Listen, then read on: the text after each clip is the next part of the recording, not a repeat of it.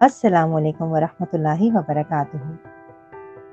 دوستوں، میری آج کی کہانی کا عنوان ہے بھالو اور لومڑی۔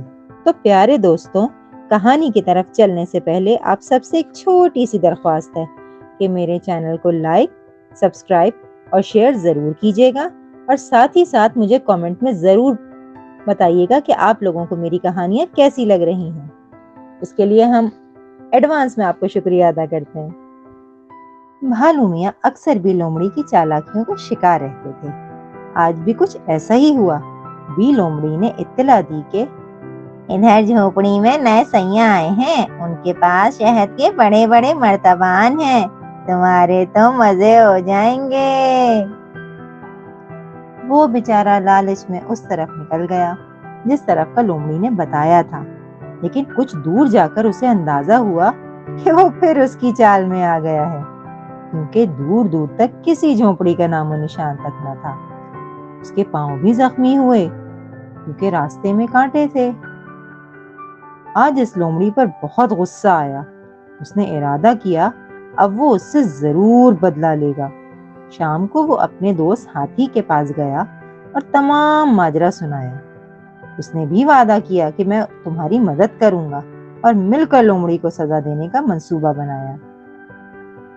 جنگل میں ہر روز کسی نہ کسی جانور کو بادشاہ شیر کے حکم کے مطابق ڈیوٹی دینا ہوتی تھی۔ وہ اپنے مقررہ دن پہرا دیتا اور امن و امان قائم رکھتا۔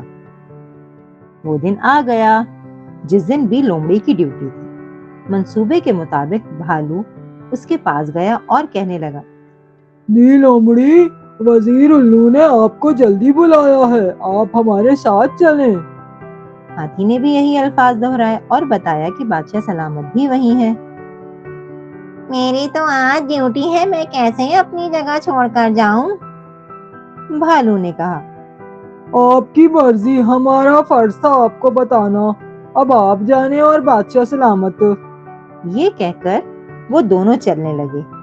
وہ بھی کچھ سوچ کر ان کے ساتھ چل پڑی۔ بادشاہ کا گھر کافی فاصلے پر تھا۔ وہ تینوں آگے پیچھے جا رہے تھے کہ اتنے میں بھالو کو اپنے بچے کی آواز آئی، اور وہ ابھی آنے کا کہہ کر چلا گیا۔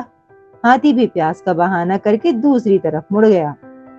بی لومڑی بھاگتی جا رہی تھی کہ اس کو شیر کی دھاڑ سنائی دی، اور جب اس نے غور کیا تو آواز اسی طرف سے آ رہی تھی جس طرف اس کی ڈیوٹی تھی۔